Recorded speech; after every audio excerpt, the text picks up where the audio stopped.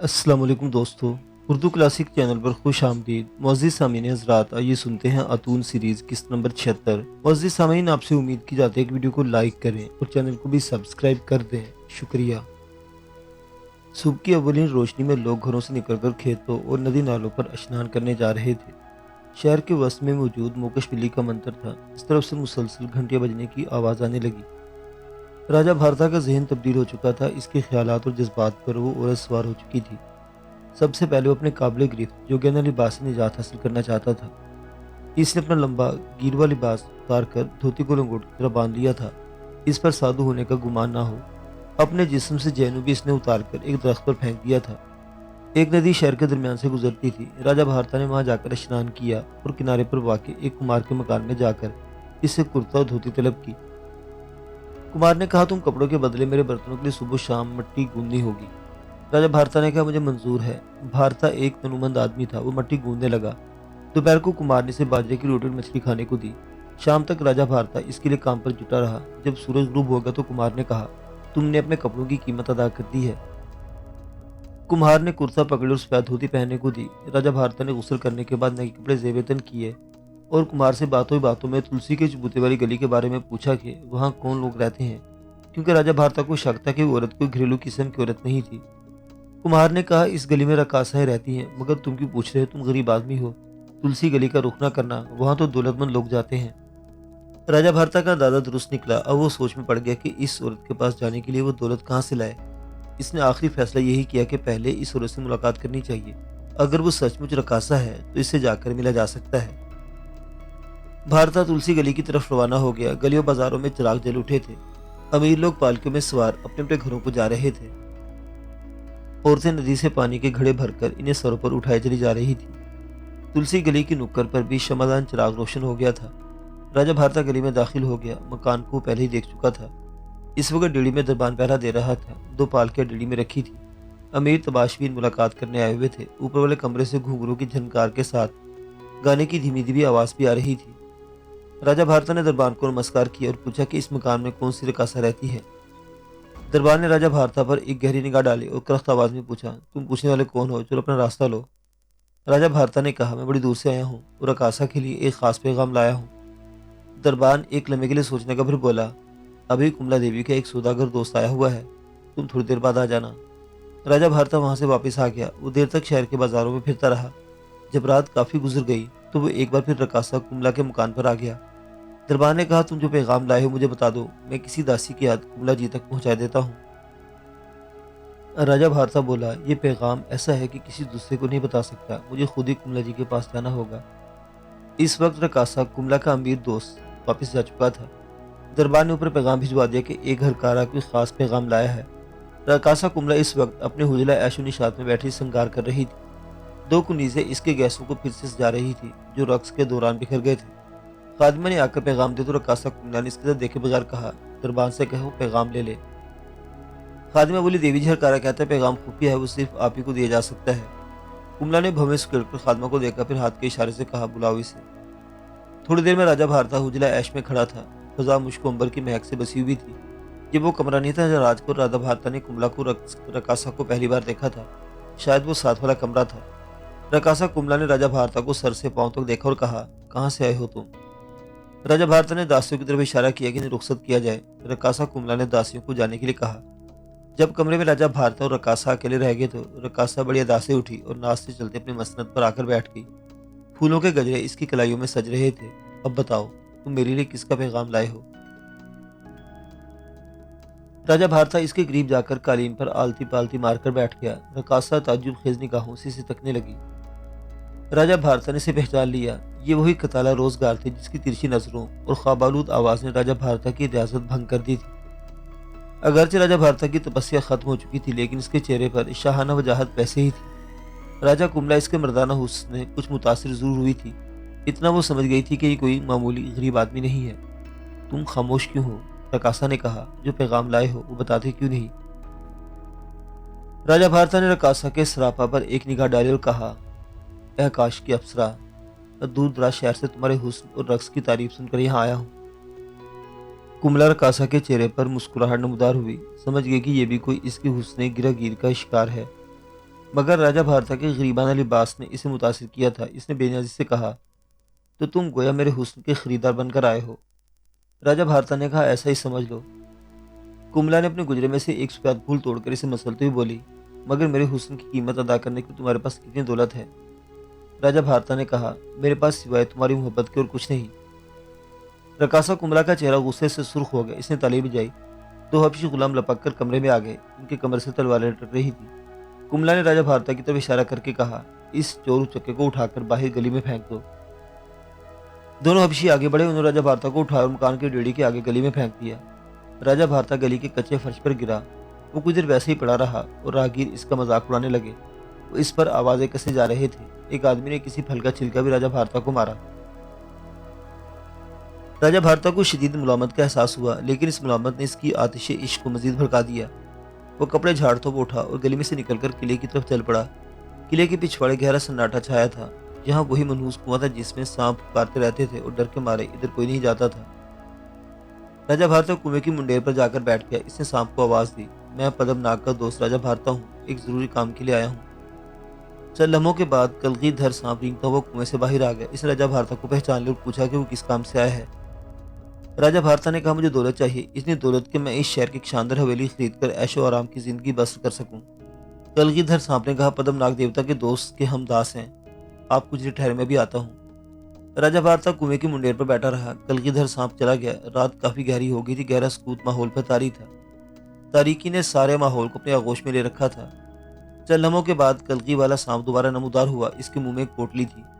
पोटली इसने राजा भारता के कदमों में डालकर कहा, महाराज, इसमें इतने कीमती हीरे मोती हैं कि आप इसकी मदद से एक छोड़कर ही हवेली खरीद सकते हैं। अगर आपको मजीद दौलत की जरूरत पड़े तो यहाँ आ जाइएगा, हम आपकी खिदमत के लिए हाजिर होंगे। राजा भारता ने पोटली खोलकर देखा। हीरे मोतियों की चमक से इसकी आंखें खीरा हो गई। वो राजा था, हीरे जवाहरात की कदर पहचानता था। इसने इतने अनमोल और कीमती मोती और हीरे पहले नहीं देखे थे। पोटली बंद करके राजा भारता ने कुर्ते के अंदर छुपाई और कलगीधर सांप का शुक्रिया अदा करके शहर की तरफ चला। रात इसने किले के वीरान मैदान में गुजारी। जब दिन काफी निकल आया तो राजा भारता सीधा शहर के सराफा बाजार में आ गया। यहाँ जोहरियों की कई ही दुकानें थी। राजा भारता ने चंद मोती यहाँ फरोख्त किए। इसे काफी बड़ी रकम मिल गई। इसने सबसे पहले अपने लिए नया लिबास खरीद कर पहना, फिर एक पालकी पर सवारों को शहर की सबसे बड़ी और महंगी सराय में आकर क्याम किया। यहाँ रहकर राजा भारता ने बाकी जवाहरात भी फरोख्त कर दिए। इसे इतनी ज्यादा दौलत मिली कि इसने शहर के किनारे पर वाक़ई एक शानदार 2 मंजिला हवेली खरीदी, जिसके गिर्द एक शादा बाग था जिसमें फव्वारे लगे थे। हवेली को राजा भारता ने कीमती कालीन और साजो सामान से सजा दिया। 2 जवाहरात से मुरस्सा पाल कर 12 गुलाम और कुनीज़े नौकर रख ली। हवेली के दरवाजे पर बावर्दी दरबार पहरा देने लगा। कलगीधर सांप की मदद से राजा भारता ने मजीद जवाहरात हासिल की और अपना खजाना सोने के सिक्कों से भर लिया। वो पालकी में सवारों को जीता जाता लोग तज़ीम से झुककर नमस्कार करते।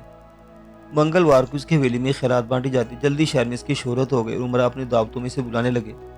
शहर के तमाम अमीर खानदानों ने इसके साथ ताल्लुकात उस्तवार कर लिए थे। एक रोज रात को राजा भारता ने कीमती लिबास पहना, गले में अनमोल मोतियों के हार डाले, सर पर कलगी वाली पगड़ी रखी, सरदार लिबास को इतरात में बिसाया और पालकी में सवारों को रकासा कुमला के मकान की तरफ चल पड़ा। दरबार ने एक जरनिगार पालकी को रेडी को उतरते देखा तो मुअद्दिब होकर खड़ा हो गया। रेडी के अंदर से 2 गुलाम लपक कर आगे बढ़े और पालकी का जर्दी पर्दा उठाकर कालीन का टुकड़ा फर्श पर खैर मकदम के लिए बिछा दिया। राजा भारता बड़ी शान बेनियाजी से गुलाब का फूल उंगलियों में थामे पालकी से निकला। एक ताराना निगाह हवेली के शहनशीन पर डाले और गुलामों से कहा, कुमला बाई से कहो कि शहर का सबसे बड़ा रईस इसका गाना सुनने आया है। रकासा कुमला को गुलामों ने जाकर बताया कि शहर का रईस से आसम आया है, जिसके गले और कलाई में अनमोल मोतियों के हार हैं।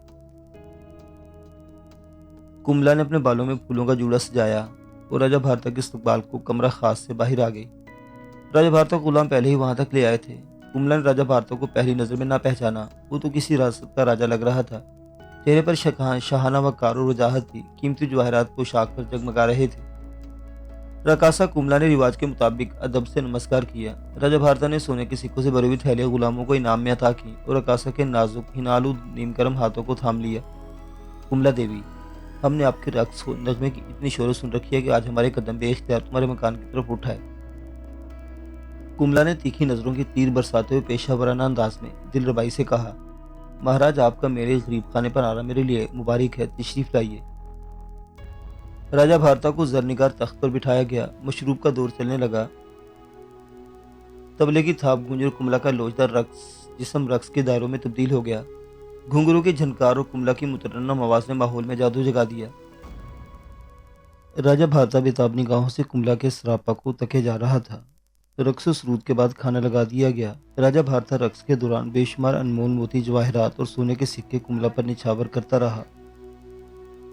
कुमला बाई ने ऐसा मुखय्यर और दिलफेंक आशिक आज तक नहीं देखा था, जिसका हाथ दौलत लुटाते हुए रुकता ही नहीं था। इसने भी अपने तरकश के सारे तीर निकालकर आजमाने शुरू कर दिए। राजा भारता यही चाहता था। दस्तरखान पर अनवा अकसाम के खाने चुन दिए गए। रकासा कुमला राजा भारता के पहलू में बैठी बार बार चशम नीम बाज से इसे तके जा रही थी। दावत खत्म हुई तो राजा भारता हुजला ऐशो तुर में आया तो इसने पहचान लिया। ये वही कमरा था जहाँ एक रात इसने कुमला को देखा था। शमदान में शम्मा की धीमी लो रोशन थी। मुसहरे पर फूलों के हार सज रहे थे। कमरे की फजा नीम ख्वाब और मशक की इतरियात की महक से मुअत्तर थी। रकासा कुमला राजा भारता के पास बैठी से मुशरूब देने लगी तो कहा, महाराज, आपने अभी तक अपना शुभ नाम नहीं बताया। राजा भारता ने जवाहरात की पगड़ी उतारकर तपाई पर रखते हुए कहा, कुमला बाई, तुमने अभी तक मुझे पहचाना नहीं शायद। कुमला को ये शक्ल कुछ मानूस सी लगी थी। अब इसने गौर से राजा भारता को देखा और अपने रंगीन होठों पर हिनालूद उंगली रखकर कहने लगी, महाराज, कुछ याद आ रहा है कि आपको कहीं पहले भी देखा है। राजा भारता ने मुस्कुराकर कहा, कुमला बाई, मेरा नाम भारता है। मैं वही गरीब आशिक हूँ जिसको तुमने अपने हवेली से धक्के देकर निकाल दिया था। अब कुमला की आंखों के सामने पूरी तस्वीर आ गई। इतना परवर औरत थी फौरन राजा भारता के कदमों में सर रख दी और बोली, महाराज, मुझे माफ कर दे, मुझसे भूल हो गई। मुझे क्या मालूम था कि राजा गरीबों का भेष बदल कर भी फिरा करते हैं।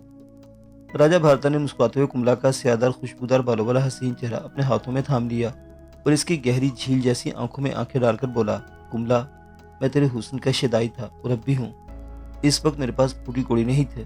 अब राजा के बाद इस शहर का सबसे अमीर आदमी हूँ। बोल, क्या तुम मुझसे शादी करेगी? कुमला रकासा कच्ची गोलियां नहीं खेली थी। इसकी नायिका ने बचपन में ही सारे गुर सिखा दिए थे। जिस कुएं के बाहर बैठकर वो उसका सारा पानी पी सकती थी, इसमें छलांग लगाने की जरूरत नहीं थी। इश्वत राजी के तमाम हरबों को अपने चश्मे सरमगी में समेटते हुए बोली, महाराज, ब्याह तो वो करते हैं जिन्हें एक दूसरे से जुदा होने का खतरा हो। मैं तो आपकी जन्म जन्म की दासी हूँ। आपका ब्याह मुझसे पिछले जन्म में हो चुका है, फिर दोबारा ब्याह की जरूरत किस लिए? राजा भारता की आत्मा में सुरूर की एक लहर दौड़ गई। इसे यकीन हो गया कि जिस सती सावित्री औरत की इसे तलाश थी वो यही कुमला है। इसे अगले जन्म में अपने निर्वाण हासिल करने का एहसास होने लगा। देवताओं की लीला न्यारी थी। इसने सोचा, भगवान ने एक नर्तकी की सूरत में इसे संसार की एक ऐसी वफाशार औरत से मिलाया था जो पिछले जन्म में इसकी बीवी थी। राजा भारता की अकल पर नर्तकी कुमला के बिलाखेज हुस्न का पर्दा पड़ चुका था। इसने बेख्तियार होकर कुमला रकासा के हाथों को चूमकर अपनी आंखों से लगाकर भराई हुई आवाज में बोला, कुमला, मेरे जन्म जन्म की साथी कुमला, अब मुझे छोड़कर मत जाना। तू मेरा निर्वाण हो, तू मेरी मुक्ति हो। कुमला का चलाया वो तीर ठीक निशाने पर लगा था। राजा भारता के शबो रोज अब ज्यादातर कुमला नर्तकी की हवेली में गुजरने लगे। कुमला ने भी दोनों हाथों से राजा की दौलत समेटनी शुरू कर दी। राजा भारता के पास दौलत की कमी नहीं थी। इसका खजाना खाली होने लगता तो वो आधी रात को किले के अकबी कुएं के पास जाकर कलगीधर सांप को मिलता। सांप इसे जमीन की तहों में छुपे हुए खजाने में से मजीद जवाहरात और मोती लाकर दे देता।